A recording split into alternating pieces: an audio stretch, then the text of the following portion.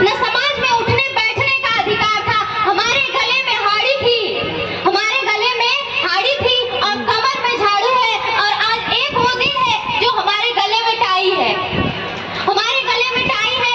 एक वो दौर था, आज एक दौर है। और हम लोगों के समाज में पहले की अपेक्षा आज कितना परिवर्तन है, और वो है हमारे बाबा साहब की देन है और हमारी रमाबाई जी की देन है।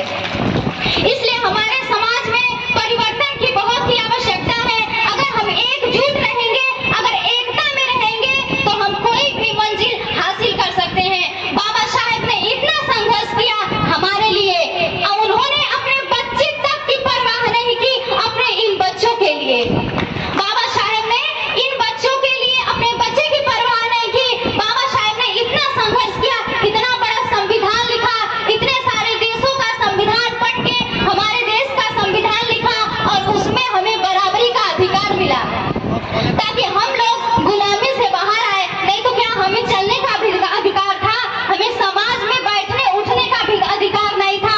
और उनकी सबसे बड़ी सपोर्टर थी हमारी माता रमाबाई जी।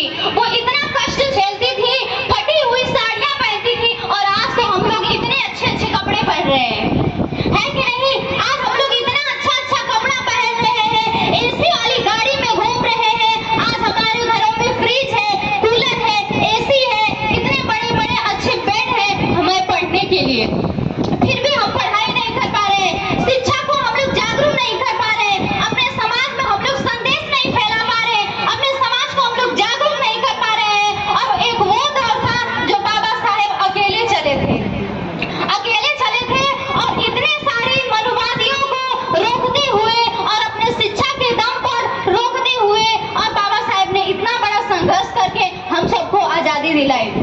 बाबा साहेब का कहना था, आप लोग सोचिए, एक